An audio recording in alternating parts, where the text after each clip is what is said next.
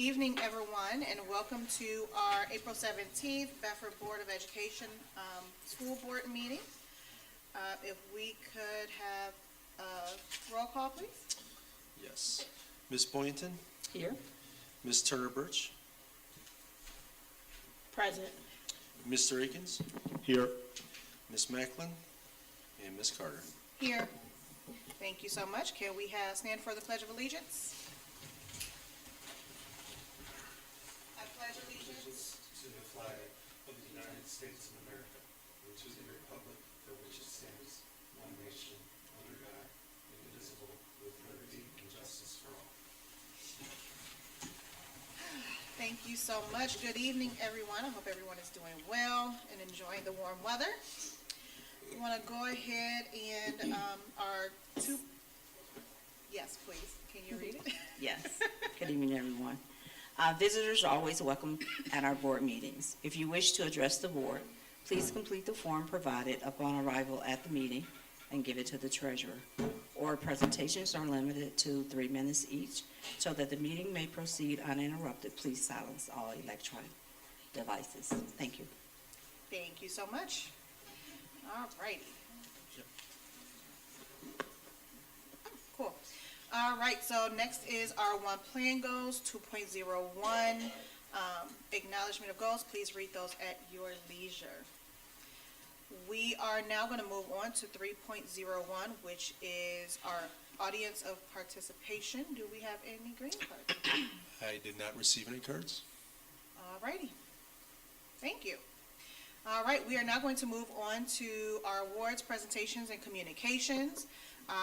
This evening, we have a presentation by Michael Murphy, CEO of Cleveland Pro Soccer. Dr. Johnson, do you want to say anything before, or anyone wants to say anything before he comes up?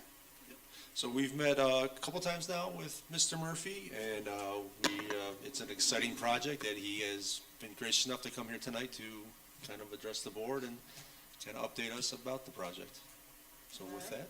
Thank you so much. We're going to have you come up into the microphone and present to us, please. Someone said it took 5 minutes. We have a timer if we need I to. mean, geez, that was, because the deck would take me a little bit of time, so should I just keep really tight here? Is that what I have for 5 minutes, or do I have more than 5 minutes? 5 to 10. Okay, Thank you. sure. And someone said they put my presentation on this, but I'm not sure. Gary's going to take care of that. It's on the test.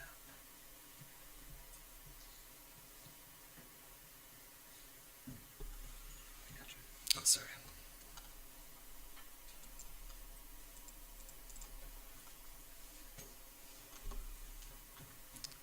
Okay, let's just see here. So, thank you for having us tonight, and I'm here with my colleague Gina Kelly. I'm Michael Murphy. I'm the founder and CEO of Cleveland Professional Soccer. We have a men's professional soccer team. We announced yesterday we have a women's professional soccer team. We're working in earnest with the city, the county, the state to build a stadium downtown near Progressive Field in an area we're calling South Gateway. As when you bring professional soccer to a market, you also have a training facility. And so we issued recently an RFP, a request for proposal, from communities around Northeast Ohio. And the concept is, people have heard, for example, what I say is what the Browns are to Berea, for example, we could be to a community. And I've been around, and publicly you've probably seen some news, or you may have seen news about Notre Dame College. We were in the mix over there. I still think Notre Dame College is a fantastic site. It's got fields already. It's got some things to build. We've looked at other cities where they said, here's a bunch of land, but it was all, you need to do a lot of leveling out, and that's pretty expensive. A couple of years ago, I went and tried to figure out who was doing Chenelle High School, who owned Chenelle High School, and I found out it was the Board of Education, but they were building a school, and I just kind of put that on a back burner, but stayed close with Jennifer Kuzma and the city manager on this project, and they always liked the idea of branding Bedford with soccer. And so I've met with them a couple times, and then met with Dr. Johnson, as well on this project. So the concept is, if Bedford and the school board were open to it, partnering in a way to where it makes sense to potentially build our professional training facility on some of the land that behind the middle school, and that it could be a win-win. There's more in here about the leagues and what we're trying to build, but I think given the time, I'm just going to skip forward to a concept, just so you can see a concept, because I think that would be helpful. And then I don't know if it's appropriate to pause for questions or not, but just this is why Bedford could make sense for us. When we're looking at things for what community we want to go to, we'd say, for example, is it in a good location? And Bedford, happens to be at the cross sections of 271 and 480, easy to get to. What we're envisioning here is not just a professional training facility, but also, to the extent that we can execute on these fields, additional fields for community use, for tournaments, to really drive some more economic activity for tournaments here as well. The question is, do they have the right housing stock for our players? We're going to have professional players, we're going to have front office. Bedford's got some great housing stock. And another question was, are they open to having a dome or a bubble? So I don't know if you've ever been out to in Independence, Ohio. What's it called, Gina? Caps Field House. Thank you. Is like really the only indoor full pitch in the city or Northeast Ohio, and there's a lot of demand for it for year-round purpose. And it's not just fields. It's not just sports. You can also use that for conventions, for example. You can do whatever you want in these bubbles. But here's the concept, just to show you. So right here is where you're generally building the new middle school, and you could fit 6 full pitches back there. It's not that we would put 6 in necessarily, but you could fit 6, and you could also do some that are smaller. So these are full pitches. You can do 7x7s, but this is just a concept. We would potentially light these, and some of them would be natural grass, some of them would be turf. Over here is a concept that we've been working on. We have a foundation as well, the Cleveland Soccer Group Foundation. I'm going to take a step back here. I should have talked about soccer for 1 second. We're really big believers in soccer. Cleveland's the last top 20 market in the country without professional soccer. We're the last top 40 market in the country without a stadium. And the tailwinds for soccer are coming. Next year, this country will host the Men's World Cup. It will be the largest sporting event the world has ever seen by a country mile. It's going to be huge, and we want Cleveland to get in the game and really embrace that. So now is really the time to sow these seeds for pro soccer. In 28, we're going to host the Olympics, a major event for women's soccer in Los Angeles. And then I think last week it was announced in 31 that the Women's World Cup will be coming to the United States. So these are major events to kind of get in the game. We're thrilled that we have now this women's team and are moving along the lines here. So as part of the World Cup coming, the U.S. Soccer Foundation had a goal to put 1,000 mini pitches into this country. And I'm just going to paint with a broad brush here for a second and just say soccer historically in this country had been, I'm just going to say, a white suburban sport. It's not that way anymore at all. It's a very diverse sport. You look at our national teams, but there's still an accessibility issue, and often in urban areas. So the idea was, one thing we can do is put these mini pitches in urban areas. They want to put 1,000 of them in. Think about mini pitches, a small soccer playing area, like on a hard court. Could be an old basketball court, an old tennis court, for example, is what I'm saying here. These are tennis courts I understand are not really used all that much. And Cleveland didn't have any. We now have our first one that we were involved in over at Urban Community School on Lorraine on the near west side. And so they're great. So phase 1 could include some mini pitches here as well. A phase 2 potentially, would be, way back with a bubble. And this would require us to acquire some additional land that used to be with a developer there. But we could put in a bubble or even additional fields. Long term, a phase 3 as the school finishes, the high school on the other side of the road finishes what it's doing. This is like a 28, 29. This is one of those things, well, if this is working, do we want to do more? And these fields, as you can see, they don't have to be only for soccer. These can be for football, you see there, rugby, and other things. But we also think that it's very interesting as you build soccer, and I know I'm probably going over my time. I'm giving you a vision here, though, but as you build soccer, you also build academies. And so we may have a reason for a residential academy, or we may have reason to board students, but you also have to educate them. and they could be, you know, in the Bedford school system. These are soccer players who are probably going professional or want to go professional, but are still getting an education here. So there's ways to get in the mix, I think, with Bedford, as well as just internships. I mean, it's a huge opportunity to have Bedford students potentially participating in all the things that it goes into, a professional soccer team, whether it's marketing or learning on the sporting side or learning what it means to be, recruiting. So all these items we think are interesting. And so this is kind of what we wanted to put forth to this board and as well as to city council. And we're out there with an RFP now and saying, does this ever work for you? Can you ever help finance any of these things? You know, what does this look like long term? Are there programs involved? You know, if we're talking about bringing significant, head count here, up to 80 employees, and what can we do with that income tax? Can some of that be redirected potentially to go back and help pay for some of these fields? These are the type of things. So I think at a high level, this is what I wanted to share with this group and probably answer questions at this point, or just sit down, however this goes. No, that was a lot of great information. Yeah. And it sounds like it could be an exciting thing, especially being able to provide opportunities for our students and just in the community itself. I don't know if any board members or anyone has questions. Board members? No? All righty. But no, I don't have any questions, but it's Great. questions? No? Yeah. Well, I'm sorry, we can't have participation from the audience at this time. I do apologize. But, where we are is just on the timeline is that we're receiving these now, and we thought it was important to talk to you all because we know you're making plans for the middle school now. So no, this was just to have conversation, but if you would like to speak after, I do apologize. But no, if anybody has any questions, definitely, I'm sure we can talk to you afterwards. Dr. Johnson?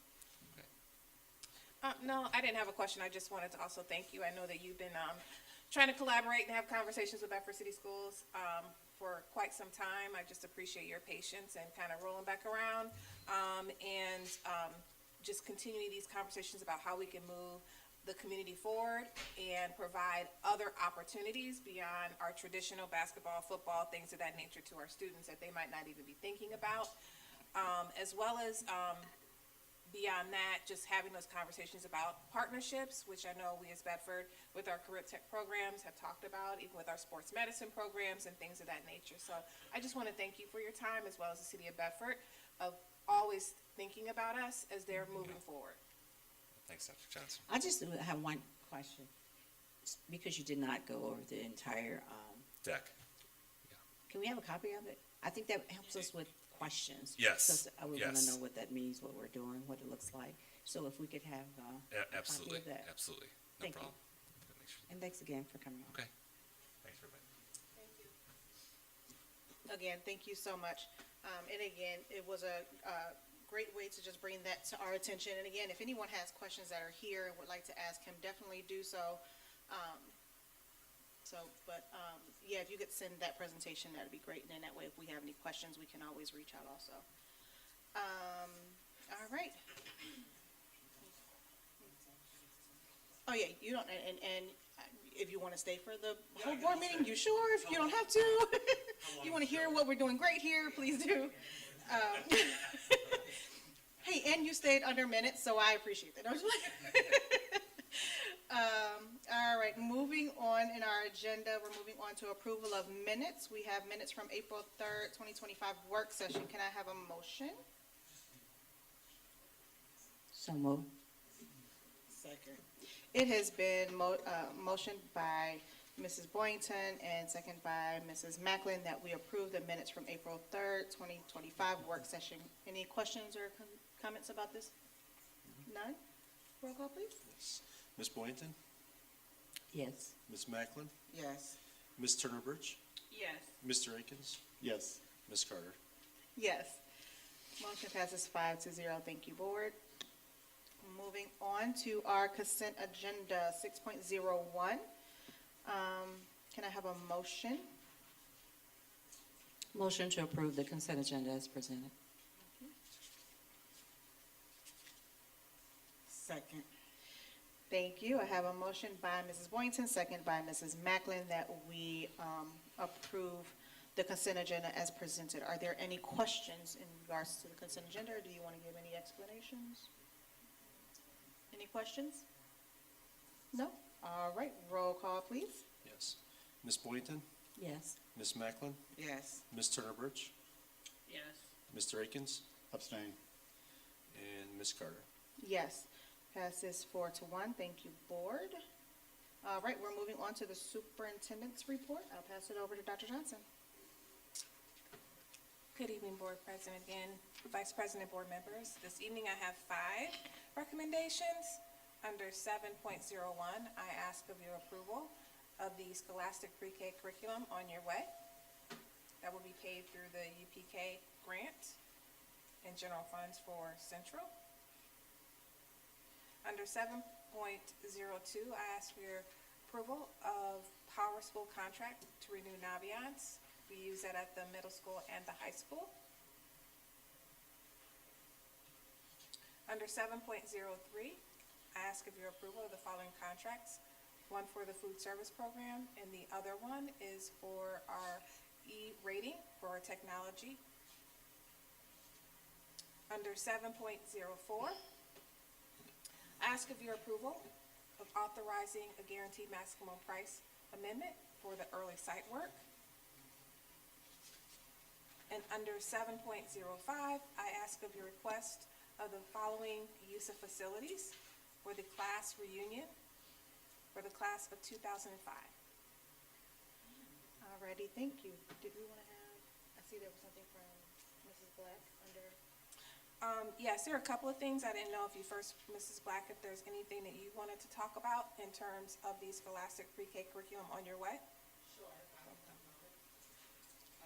thank you.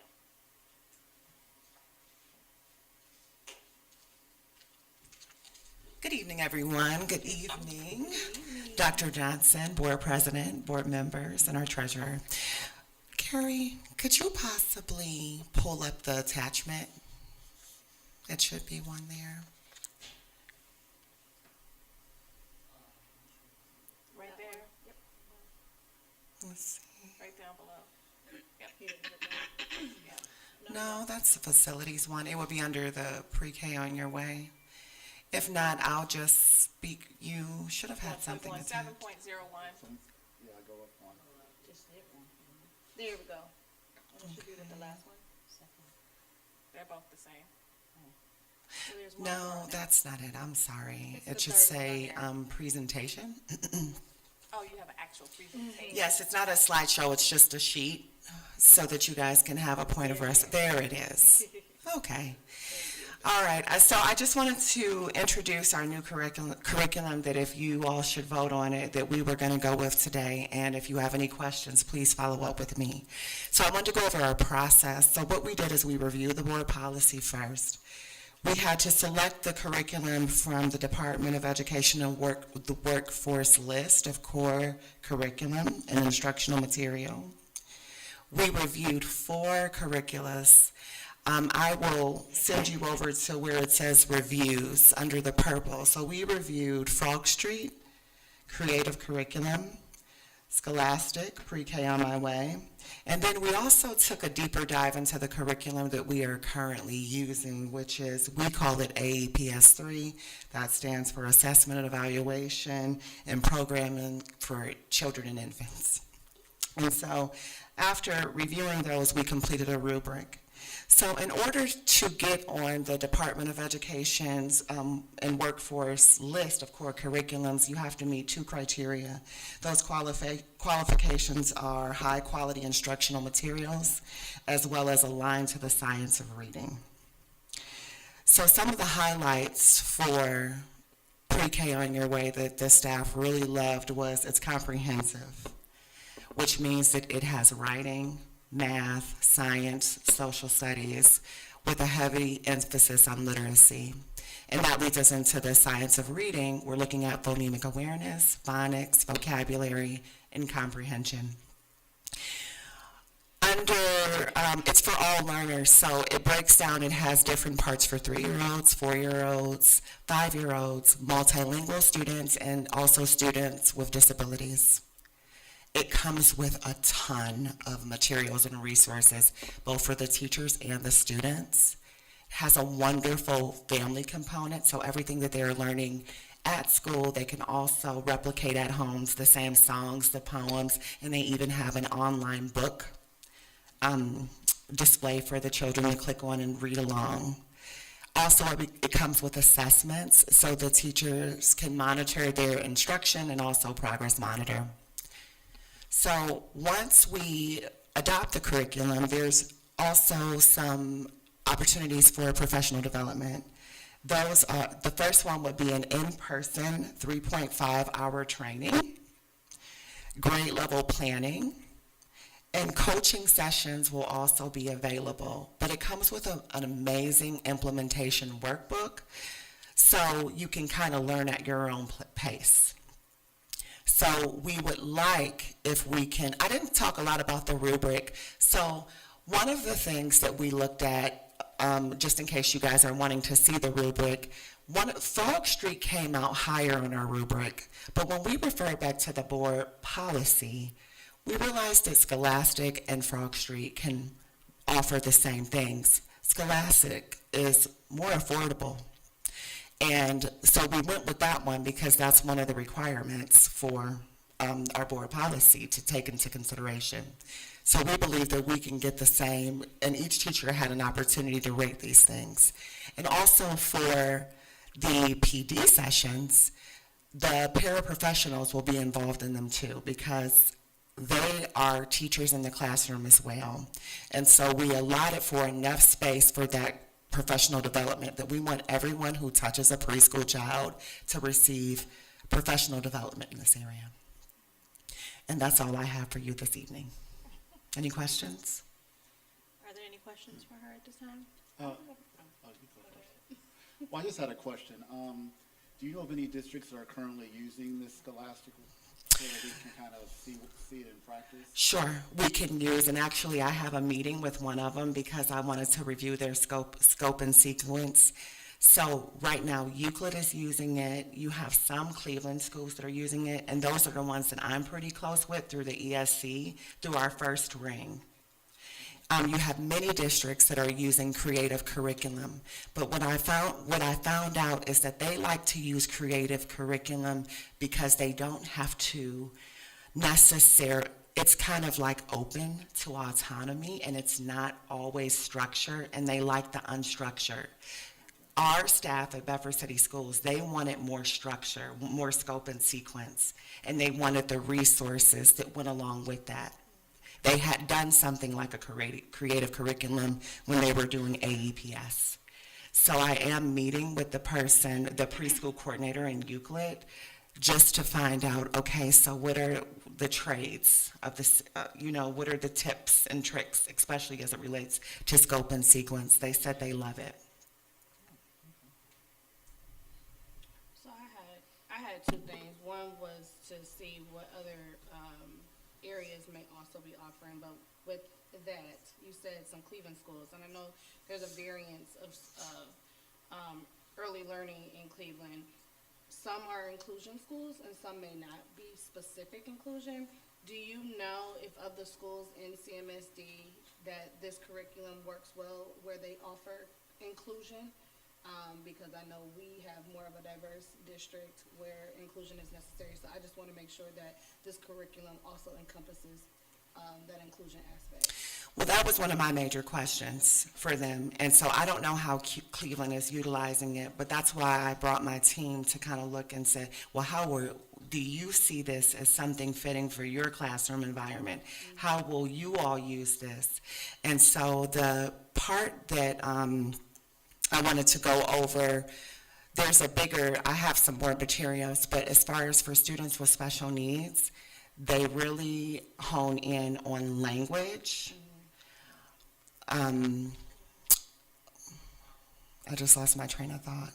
It was language, vocabulary, sensory needs, self-regulation. There's all types of things, the tactile learning, fine motor. There's all types of materials and lessons that really speak to our students with special needs. And that's why we decided to go with that one. And that was actually one of the things that when we looked at Frog Street, we didn't see it. I felt like the Scholastic was very intentional with those things for our students with special needs, and also our multilingual students. Okay, and then I just had a comment. I like the processing. I like the way in which you arrived at why. It wasn't just a picking and choosing. It was, we have a distinct and formal way of getting and why we're arriving to this area, and I really appreciate the walkthrough on how you arrived at what you have chosen, so. Absolutely, and I just feel like as long as we're following that board policy and all of the team members are involved in it, it's a seamless process. Okay? I do have one question. Sure. Well, maybe two. First, I just wanted to emphasize that it did come from the list that is provided from Department of Education Workforce. It's a very So short list. It's a very short list, and you don't have a lot to choose from, and you almost have to choose one from the list because of the science of reading, so, and I know how short the list is. Second, I just wanted to know the planning process.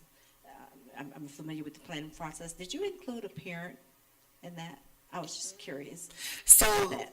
we did not. Just curious if that, I think it's, But in reflection, we should always do that. We should always, and we have a robust parent group that's with us. And so what we could do is we can just go back to that committee, our parent committee, and just give them information. We only told them that we were selecting one, but we did not include them on the selection of it. just curious. I do think that is a good idea. I know that we have included, we made it available for parents to be a part of it. That's wonderful feedback. I appreciate your honesty on that too. Thank you so much Oh, of for course. that. But no, I was reading over this earlier and I was like, this is amazing. And hearing everything that would be included, all that would be included, especially again, it's across all boards. And like you said, including our special needs and our multilingual, I love that. So thank you. If there's no other questions? No. Thank you so much. Thank you. All righty. All right, we're gonna, 7.01, can I have a motion? Motion to approve? Second. It has been motioned by Mr. Akins, a second by Mrs. Boynton and Mrs. Turner Birch, that we accept the service contract as presented. Can I have a roll call? Yes, Mr. Akins, Yes. Ms. Turner Birch, Yes. Ms. Boynton, Yes. Ms. Macklin, Yes. Ms. Carter. Yes. Thank you, board. Passes 5-0. 7.02, service contract for Executive Director of Human Resources. Can I have a motion? Motion to approve. Second? It has been motioned by Mrs. Macklin and second by Mr. Akins that we approve the service contract as presented. Are there any questions regarding this? Hearing none, roll call, please. Ms. Macklin, Yes. Mr. Akins, Yes. Ms. Boynton, Yes. Ms. Turner Birch, Yes. Ms. Carter. Yes. Passes 5-0, board. Thank you. We are now at 7.03, service contract, Executive Director of Operations. This is the approval of service contract with Gordon Food Services for a balanced order purchasing initiative, effective June and July of 2025, and also for the approval of service contracts with Coquina Labs, Forward Edge, and Lake Tech using E-rate funding for 2025-26 school year. Can I have a motion? I must say it doesn't have. Motion to approve. Second. It has been motioned by Mrs. Macklin and second by Mrs. Boyington. Do we have any questions regarding this? Yeah, what are these for?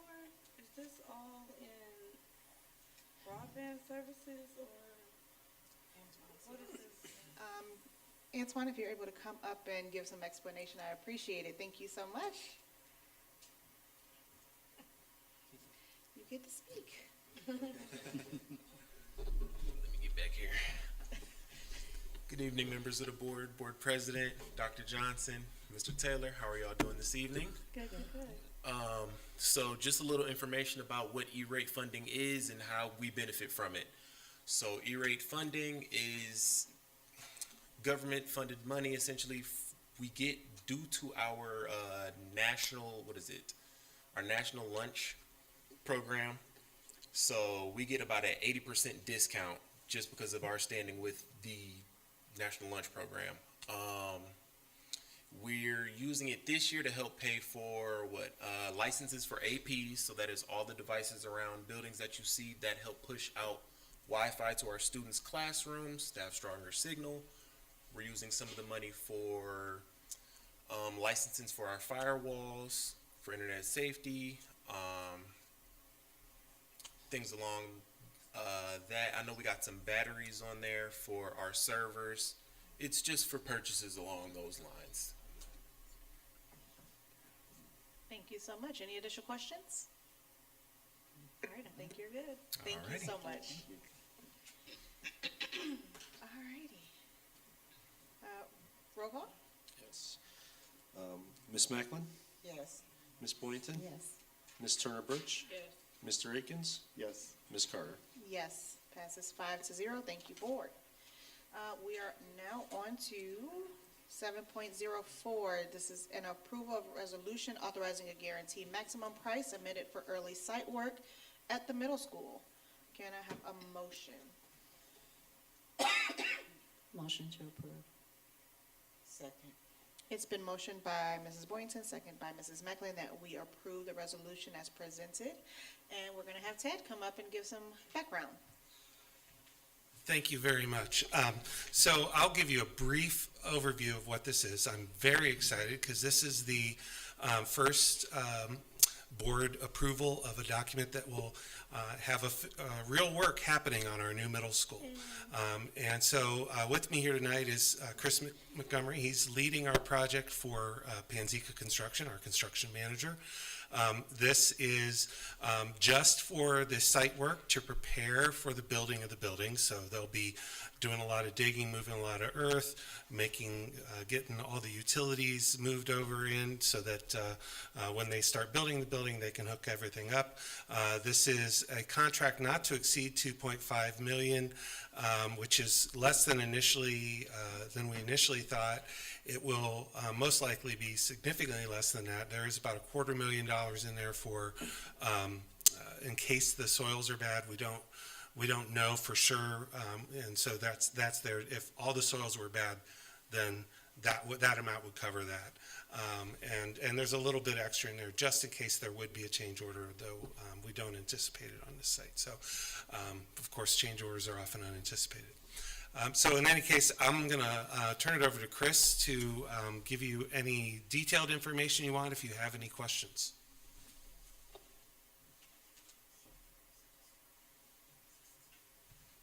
So I don't have any speech. I just was here to answer any questions.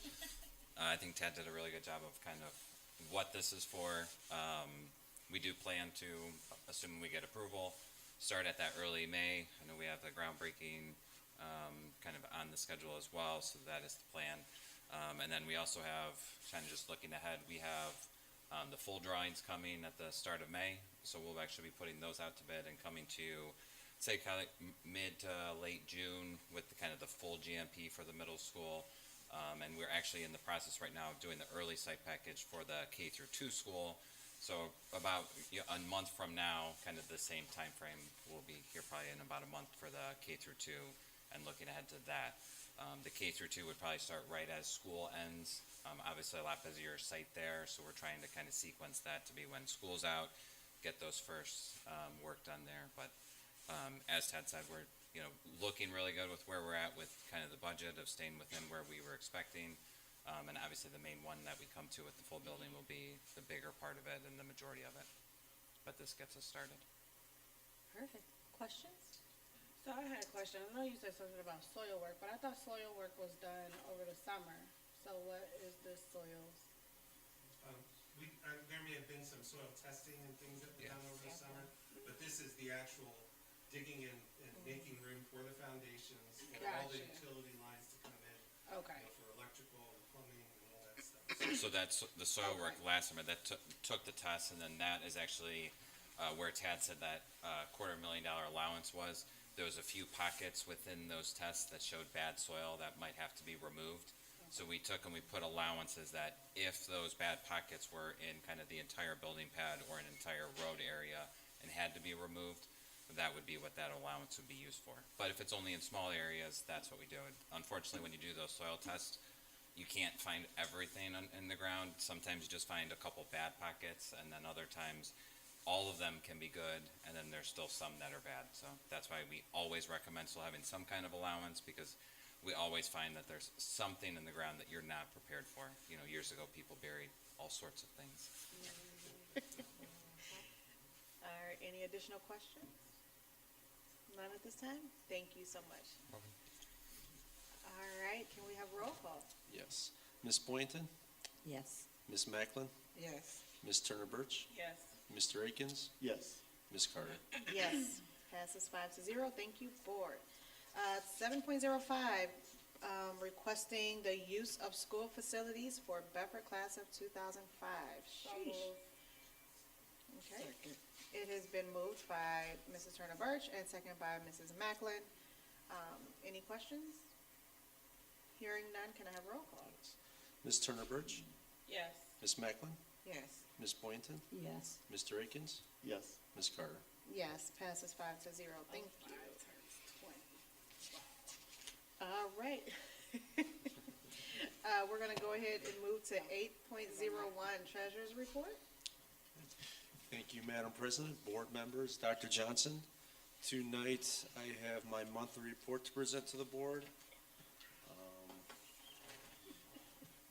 If you turn to page 3, you'll see that revenue is trending $335,000 favorable to the fall forecast, and then expenditures is trending $1,639,000 also favorable to the fall forecast. So we are doing well this year when it comes to revenue and expenditures. On page 4, you'll see that revenue was up for the month by $7,100,000. The reason behind that was Cuyahoga County did not advance as much in January or February, so all that money that they held back, we did receive in the month of March. So we got our money, it just took a little bit longer than we normally get it. Now we can pay our bills. Yes, we can still pay our bills and make payroll. Yeah, Bills and payroll, that's important. absolutely. I did want to flip over to page 6 unless there's any other questions on the other pages. Just to kind of note that if you look at our expenditure analysis, the very last table on the bottom right, you'll see that general supplies, we are favorable by $737,000. So we've been doing a really good job, not spending the supplies that aren't necessary. Our purchase services is up by $659,000. Part of that is that we no longer employ district subs. We are purchasing those out. And then the constant rise in transportation costs as well as needs for our special ed population. So those kind of drive those prices up. Administrative salaries is our next biggest savings. We are $447,000 lower than what was forecast in the fall in administrative salaries. And then all other salaries is down $445,000 from what was I'm forecasted. sorry, one moment. Gary, are you able to make that a little bit bigger for us so those who are here are able to see it? So up top in the middle, Gary, there's that plus sign. And then you can scroll down and over. so they can really see what I'm talking about. Nope. Over to the, there he goes. Oh, poor Gary. Putting Gary to work tonight. Thank you. Yeah, so you'll see that, like I was saying, we are seeing a lot of savings in administrative salaries this year compared to what was forecasted. And then those other salaries, those are substitutes that I spoke about that we kind of moved over to purchase services. And then also we had lower severance this year than last year. And then all other expenses would include your capital expenditures, benefits, fringe benefits, and things of that nature. So is there any other questions about, or any questions about that report before I go on to the next topic? I don't have any. Okay. So now I'd like to briefly talk about House Bill 96, which was passed by the House on April 9th. And there's really no other way to put it. This is an awful piece of legislation that it's for fair school funding. It's really not fair at all. First part of that is they did not include any base cost inputs to be updated. We are still moving forward with fiscal year 22 inputs. So to put that in effect, the state share percentage, when they did adjust it in fiscal year 24 to fiscal year 22 inputs, the state share percentage moved up to 43.3%. This year, their percentage is 38.4% of the fair school funding. And without those increases that we thought were coming and remain at fiscal year 22, the percentage will go to 35 and 26 and 32.2 in 27, which is the lowest it's been in quite some time. So they're putting a lot of the burden on the taxpayers is what they're doing with this proposal. Which brings us to the next point. They want to now do property tax, sorry, I lost the wording for it. But pretty much they want to cap the amount that a school district can carry over in their general fund to 30% of their expenditures. So they want to reduce our state funding, and they want to make it even harder for us to increase our revenue by property taxes as well. 30%. So essentially, if you close out your year over 30%, they will reduce the voted millage by the taxpayers to reduce that to 30%, and it'll be an ever-adjusting game to the taxpayers. So as hard as it is to explain property taxes right now to a taxpayer, it'll be near impossible to explain why their bill is going up and down every year. And then it's kind of a slap in the face to treasurers. They do not trust the 5-year forecast, so they wanted to originally eliminate it to just 1 year, but they compromised, and they're proposing that it become a 3-year forecast moving forward. Yes, which would make it nearly impossible for me to certify anything past 2 years when we come to negotiations without an outlook of our future and really not knowing what we're going to be receiving in property taxes moving forward. So we're hoping that the Senate has a more reasonable sense, but we just continue to legislate and write letters to your senators, and hopefully we will be heard. Can you speak to how this can affect, Can you speak to how this can also affect bonds Yes, and the OFCC? Yes, so this is more of the federal level, but they are proposing federally to no longer give tax exemptions to bonds. We are very confident this will not affect our current issuance, but any chance to refinance those bonds in the future for a lower rate would probably go away at that point. It could impact, Yeah, and that was supposed to help the residents. yes. Correct. And the OFCC, it's a potential that we may or may not get a refund in the back end too, right? That is a possibility as well. Yes, we are still waiting and hoping they honor their commitments that they made, but at this point, we don't know.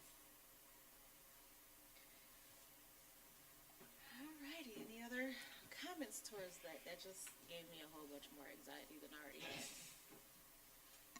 Thank you for all of that information. I appreciate you keeping us definitely updated on all of it. It's a lot of information that comes at us, and unfortunately, it's not good news, but like you said, people still need to reach out to their representatives and express your concerns when it comes to this. Again, property taxes, that's not even, again, not on us, that's on your representatives. All righty. I just want to say that it is so important that all of us reach out, you know, everyone in the community, our educators. I mean, this is affecting just everyone.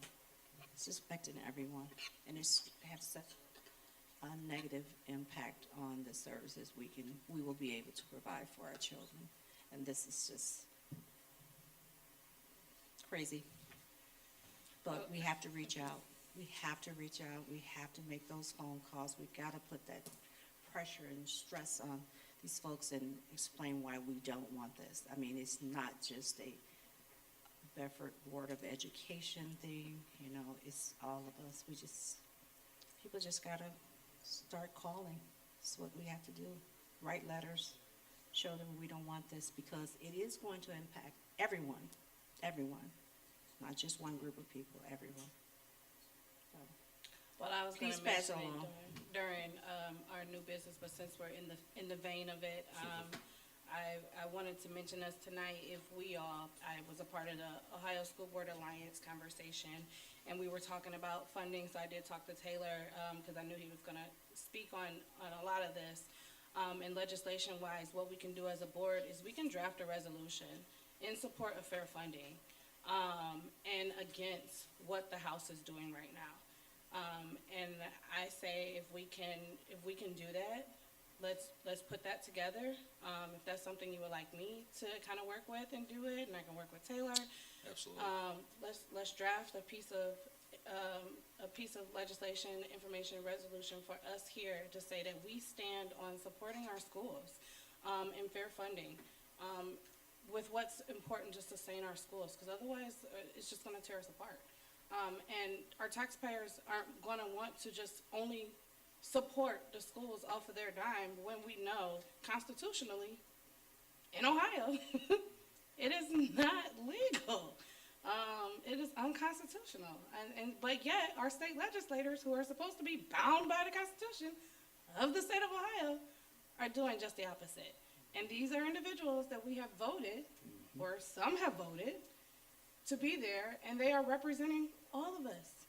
So if we could do that, I'll work with Taylor. We can work on bringing that, and then we can bring that to action if that's okay with everyone.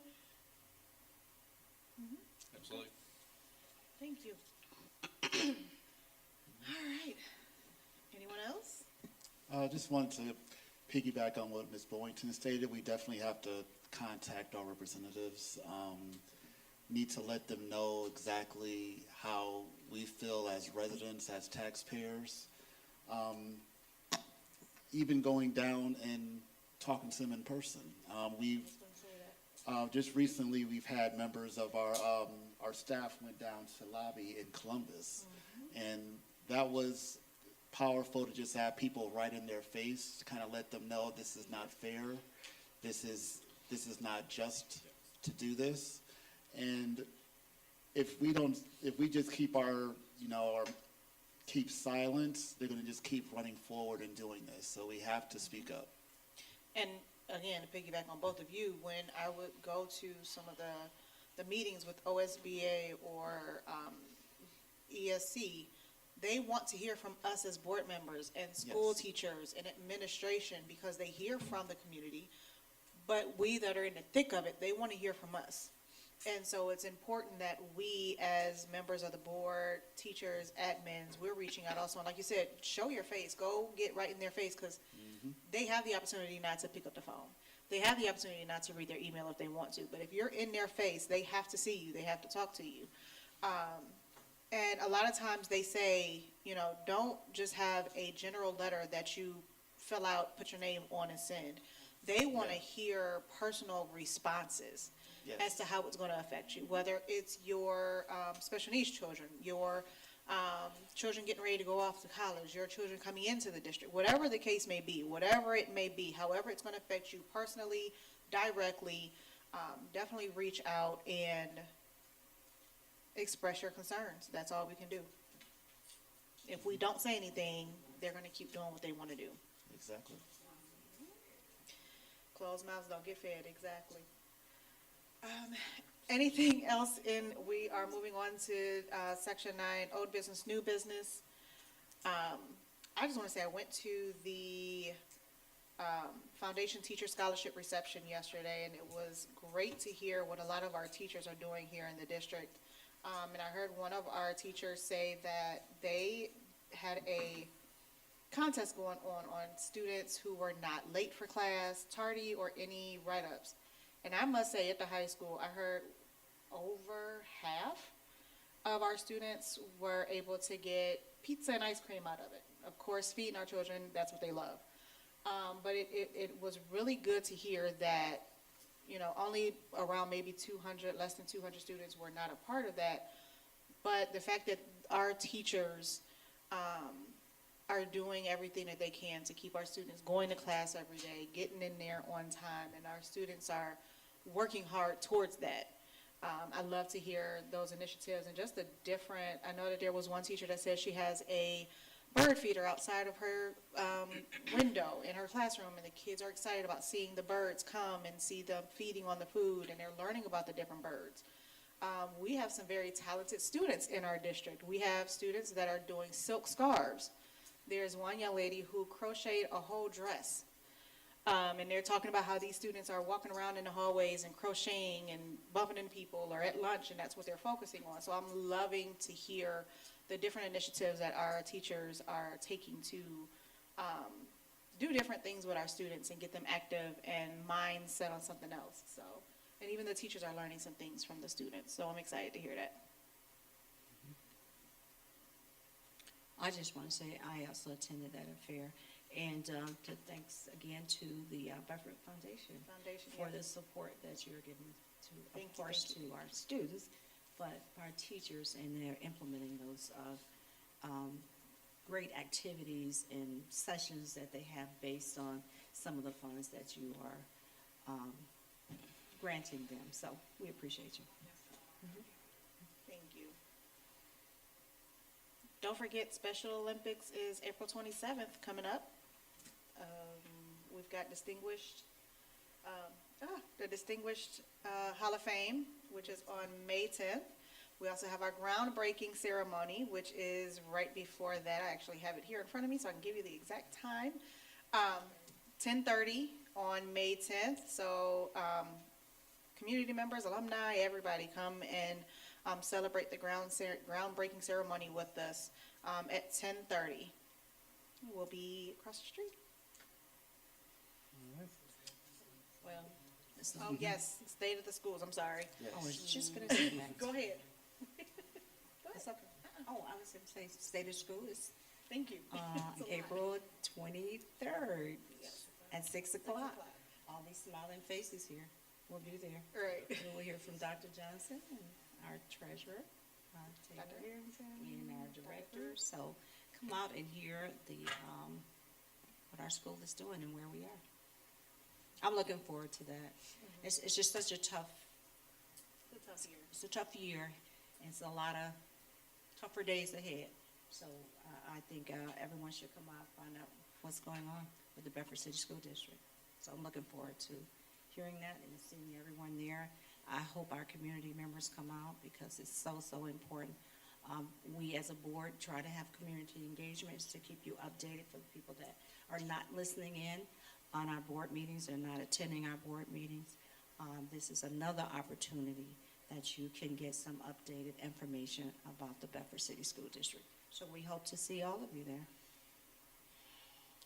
All right. And I also have two things I wanted to announce. Next Saturday, our Bedford City Schools Foundation is having a night at the races. I just wanted to remind everyone about that. The tickets are available on their website. It's a fundraiser event. It happens for the past few years now, and it's been going very well. And it supports our scholarship program. So I just want to let people know it's $50 for tickets, but it includes your heavy hors d'oeuvres. Heavy hors d'oeuvres. And it's just a nice to kind of socialize, get to know the other residents in the community. It's just a very fun event, and wanted to make sure that people are aware of it. My second announcement is that I saw this on Carolwood's Instagram, and I wanted to give a shout out to Carolwood Intervention Specialist, Dr. Bridget Ewing. Dr. Bridget Ewing recently defended her dissertation titled Examining the Lived Perceptions of General Education Teachers with Response to Intervention at the University of Dayton, earning her Doctor of Education degree. So we want to celebrate this achievement of not only our students, but also our devoted staff. So on behalf of the board, congratulations, Dr. Bridget Ewing. Yes. I just want to say, last weekend was the musical. I unfortunately didn't get to attend, but I heard a lot of great things. I saw lots of great videos for it. I love when our students are able to present themselves and have so much fun with stuff like that. So if anybody went and want to give a little bit more feedback, I just wanted to make sure that we say great job to our students that were a part of that musical. So. Yeah, it's definitely a great show. Yeah, from the videos, pictures, and feedback I got from other people that went, they loved it, and I'm so excited that it was an exciting night for them. I know we've got lots of stuff that is on our calendar. Please, everybody go to our website, look at the calendar. There are a lot of events. Our district has a lot going on, and we do not want you to miss anything. So please make sure you go to our district website and go to our district calendar and see all of the great events that we do have coming up for our students.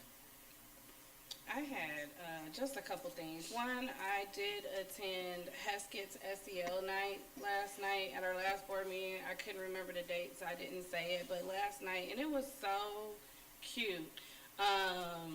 It was the activities, they had dinner provided, and then the drama club put on a production, and they did a very good job. They embodied Inside Out, and every performer, they kind of did it kind of like a variety show. It's kind of how they presented it, and each student was a emotion, and whatever they did, their act was around that emotion. So it was really cute for those that were there. It was very enjoyable. The students did an excellent job.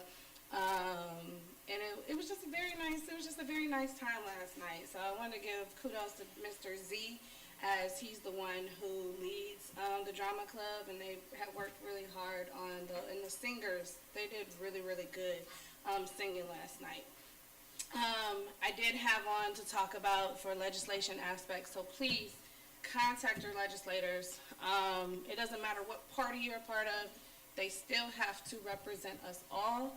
Contact your representatives via email, you can call them, and then contact the governor as well, because at some point, whether they go for it or not, it has to come to his desk.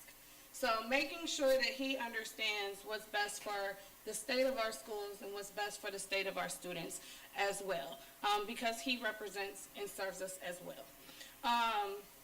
And then just for some awarenesses and recognitions of the month, we have National Distracted Awareness Month, Distracted Driving Awareness Month. It's Stress Awareness Month. I think distracted driving is very key. I see so many accidents on the freeway, and a lot of times I'm seeing people literally driving with their phones in their hands like this. And it's just amazing how how we are really functioning like this. But just pay attention to the road, and especially our young adults who are learning how to drive.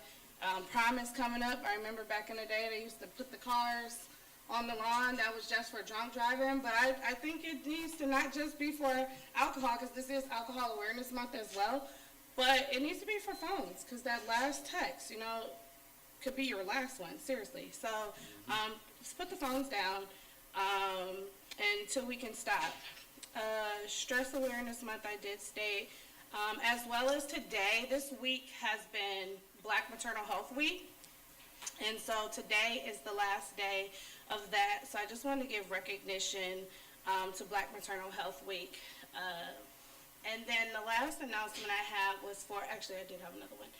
Walton Hills meeting, we're coming back around, and we do have the mayor present. We're coming back around to our community meeting. Our Walton Hills meeting will be May 22nd at 6 p.m. That is a Thursday.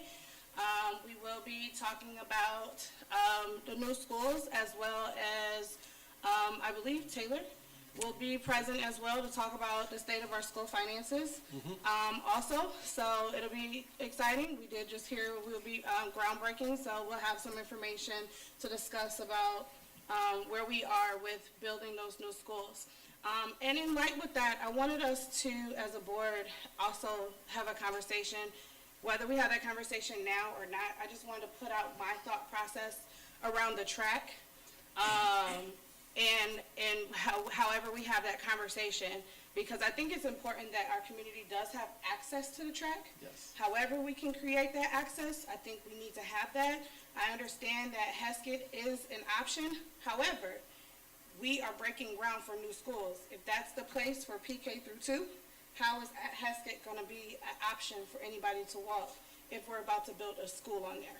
So once again, losing access for physical activity on a track that is really walkable. So I would like for us to talk about how we can rally around open-end track. I have used the track before.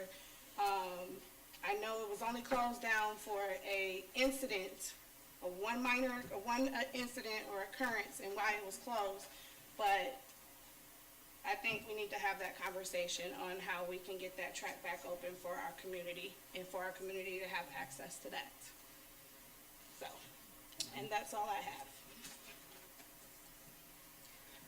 I just want to, my last announcement, I want to encourage all of our students, and in particular, definitely our seniors. We are coming to the end of the school year, so I just want to remind our students to stay fast, stay focused, stay encouraged. I know you get that senioritis, so y'all are ready to be done with school, but definitely continue marching forward very strong, so we can see y'all all across the stage.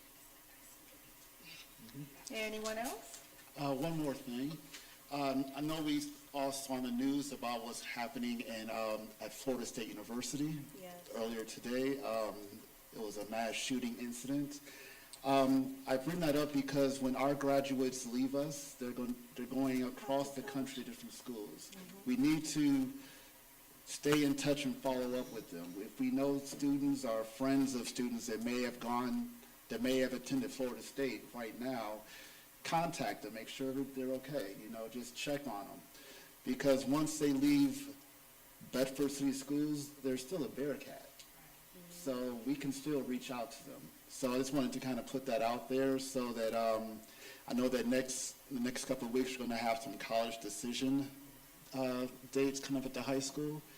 And just want to encourage our students that after you leave us, you're still family. So we're still going to check on you. We're just going to make sure that you're doing okay. So it was just a sad thing to see that, especially with myself having 3 kids in college. I just sometimes you have to kind of think about, when they're away from you and out of sight, anything can happen. So just want to have our thoughts and prayers for those family members that were involved, and just wanted to share. And along with that, we need to make sure that our students in the district period are making great decisions, because just in Dallas, prior to today, there was a shooting. And so we just need to make sure that our students continue to make good decisions, inside and out of school. And remember what the consequences can be at the end of the day. Do you want to continue to be able to do your daily lives and be out in the open, or do you unfortunately want to be in a jail cell? And we don't want to see our students like that. So we definitely need to make sure we are keeping our students on the right path. On the flip side to that, it's also just being in the company too. Yeah. Because you can also be a victim of the situation or the space that you're in as well, not necessarily being the one on the opposite end of that. And so just making sure that you are aware of your spaces that you're in, and the company that you are keeping.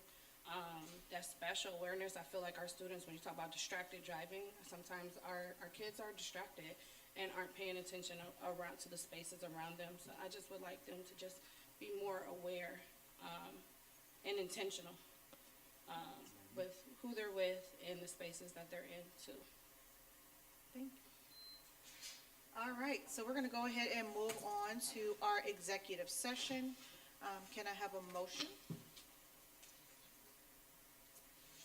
Motion to enter into executive session to consider the purchase of property for public purposes or sale of other disposition of unneeded, obsolete, unfit for use property at competitive bidding if premature disclosure of information would give an unfair competitive or bargaining advantage to a person whose personal, private interest is adverse to the general public interest. Also to consider the appointment, employment, dismissal, discipline, promotion, demotion, or compensation of a public employee, in addition to discussing with the board's legal counsel of disputes involving the board that are the subject of imminent court action. Second? Second. Thank you. It's been motioned by Mrs. Boynton, second by Mrs. Macklin, that we enter into executive session for all those that have been listed. Roll call? Yes, Ms. Boynton, Yes. Ms. Macklin, Yes. Ms. Turner Birch, Mr. Akins, Yes. Ms. Carter. Yes. Thank you, board. Passes 5-0. Once we come out of executive session, we will not be voting on anything else, so we will not be coming back to live video online, nor will we be having anybody back in the room. Just so you know. Thank you so much.